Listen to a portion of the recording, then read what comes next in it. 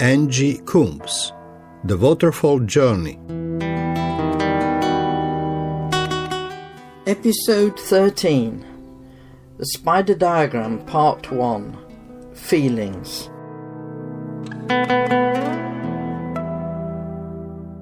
In this and the next episode, we explore how to use a spider diagram with the help of the Holy Spirit to continue the process of bringing inner healing and freedom to our story. We dislike to see people in pain. We tend to try and make things better for them. God's view is different. He wants to release pain because it surrounds the site of a hidden wound that needs to be uncovered, to be healed. So what is a spider diagram? Well, this tool can be used to understand major occurrences in our lives, and it also helps to gain insights into the way we respond to anything that concerns us in the here and now. The spider diagram teaches us self-awareness and creates an understanding of how we experience life in our inner world. It is a tool of the Holy Spirit, and He uses it to transform us. You'll find that each one you do will be significant. Let's just consider a quick overview before looking at the detail. Imagine a spider's web. Draw a centre circle with 3 sectioned radiating rings, a classic spider's web, which we are going to learn to fill in by firstly writing the issue that concerns us in the centre of the spider diagram, and then radiating outward in the inner ring we record our feelings.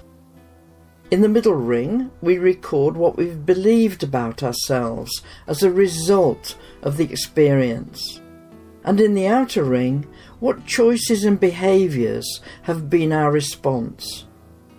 Finally, we reflect with the Holy Spirit on what we have written. Let's start looking at this in more detail. Firstly, what will be our central focus? In the centre of the spider diagram, we write the matter that's caught our attention. The trigger may be an unexpected emotion, a disturbing event, an ongoing fear, the effect of a relationship. Indeed, anything that is occupying our thoughts negatively. It may be a small irritant or a life issue. By reflecting on the matter and recording our feelings, thinking and choices that are flowing from the concern, we get an overview of the impact that it's exerting on our lives. This allows the Holy Spirit to speak into what is revealed, helping us to understand the lives we've believed about ourselves, opening up the choices for us to realign ourselves with God's thinking and to be changed. Write the issue that concerns you in the centre of the diagram. Now we need to fill in the first layer of the spider diagram with the feelings that arise as a consequence. Hold the feelings that God has brought to the surface surrounding it. Feel the weight and the power of them. It may help to look at your timeline. Can you remember an event when you felt like that in the past? Ask the Holy Spirit to help you. Stick with it. Try and be back in the circumstances that surrounded the issue. Get in touch with what was going on inside you and feel the feelings again. Name the feelings and then write them in your diagram in the inner layer. We're going to spend the rest of this podcast understanding something of our feelings. God created us with feelings to enrich our lives, but the reality for most of us seems very different. Dealing with the troublesome feelings is a life skill that is rarely taught. We learn as very young children to bury pain and negative feelings, but they still have life and remain with us even though we're not aware of them, until they begin to escape and invade our lives. We do not choose our feelings, they are a response to our perceived experience of life and events. The circumstances of our life moulds us. Before we're born in the womb, we are picking up messages. Everything we have ever experienced is filed away in our memories, and each experience has feelings attached to it. We do not like pain, so we bury it. But that is akin to burying a bag of ferrets. Feelings have a life of their own, and it takes a gym full of energy to keep them down in our unconscious. Many people have depression in their 40s and 50s, as they run out of the energy needed to keep the ferrets quiet. The problem is, when we bury feelings, we tend to bury all feelings. If you cannot feel pain, you cannot feel joy. Being detached from our feelings, we begin to act out a part, trying to get the love we crave and to feel good about ourselves. Yet we act out what we think others need to see. Thus the gap between the person we show to the outside world and the truth of what is within us grows wider as the years go by. How different was the example of Jesus. He was authentic. He acknowledged and owned his feelings and expressed them. There was a true connection between his inner world and his response to the outward circumstances of his life. We cannot choose our feelings. They are what they are, but we can choose what to do with them. The truth is that understanding our feelings is a life skill that enhances our ability to form rich relationships. So how do I deal with feelings in a healthy way? Well, first, we need to tune into our feelings. Begin to grow an awareness of what is going on within you. Stop and ask yourself, what do I feel? Reflect on circumstances. Try and name the feelings they produce in you. Secondly, owning your feelings is key. No one makes you feel. Not, you made me feel sad, but I am sad. This is my sadness. We need to take responsibility for our own feelings. Thirdly, we need to feel them. This allows us to deal with them now and not to bury a ticking time bomb. We have learnt through life to run away from our feelings. Instead, we need to turn and walk into them. Acknowledge how bad or how good they are. Stick with them.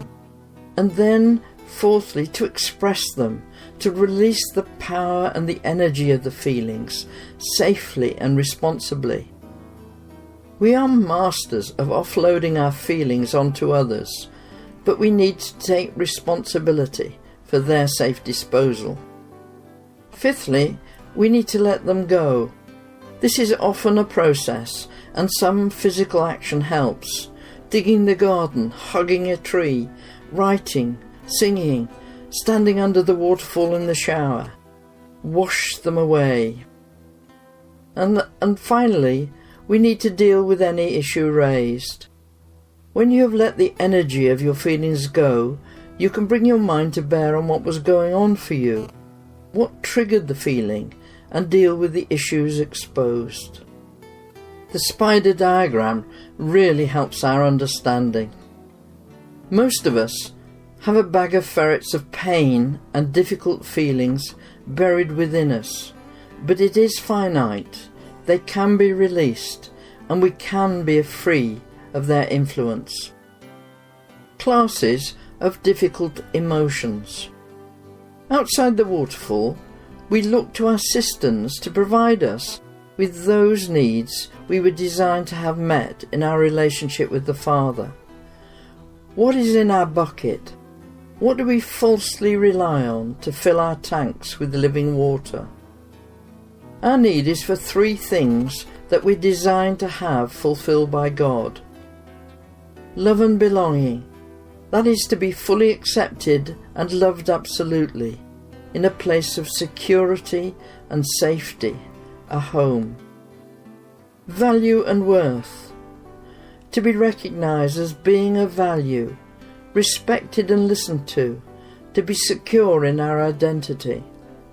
Meaning and purpose, to be significant, to make a difference, to aspire and to accomplish. There are 3 classes of difficult emotions that can be helpful to understand our story. They are anger, anxiety, and shame. Each is a continuum going from a relatively small feeling and escalates up to an explosion that threatens to overwhelm us. Each reaction is subjective and involuntary. You cannot choose your feelings. They are a response out of your inner landscape to the way you perceive a situation.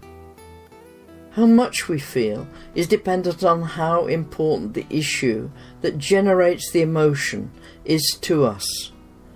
Always the goal of our behaviour is to have our needs met. If we're not going to the source, our Father, for our need for love, value and purpose, we go to the bucket down our well, where we believe our idols will deliver our needs. Anger is one of the biggest threats to relationships, and is one of the most uncomfortable feelings because it can be volcanic and can seem to come out of nowhere. In society today, anger is defining life. Domestic and street violence and the blame culture may seem obvious examples, but the use of drugs and self-harming are examples of how anger without expression can be turned inward with destructive energy. Anger happens when we are prevented from reaching something that we believe we need. In our drivenness we find our way is blocked. A small blockage irritates us. A significant one enrages us. The cry of our heart goes from, "This is annoying, bother," to white-hot fury, which is beyond rational thinking. The second difficult emotion is anxiety, and can be a state in which many people live in today's world because of all the uncertainties. Anxiety can cripple people from living life to the full. Anxiety also happens when we are uncertain in a particular situation. We do not know whether we will reach the bucket, and we're unsure we're going to have our needs met. The continuum goes from concern for a minor need to outright panic where there is a big fear. The third difficult emotion is shame, and is about who we are. Shame arises when we believe our needs can never be met. Our well and bucket are unreachable. Again, it is a state to some degree for all of us. Here is the toxic shame we spoke of previously, picked up in infancy and added to through the ensuing years, that makes us compellingly believe that we're less than everyone else, unworthy of having our needs met. We cannot accept praise or love because we know we don't deserve it, and this leads us to experience life as victims. A situation that is on the lesser end of the scale makes us feel embarrassment, but the extreme end of the scale can lead to despair and suicide. The absence of hope with any of these 3 difficult classes of emotions can lead to depression. Fill in your feelings on the spider diagram. Engage with the central issue. Immerse yourself in the situation where you first experienced your problem.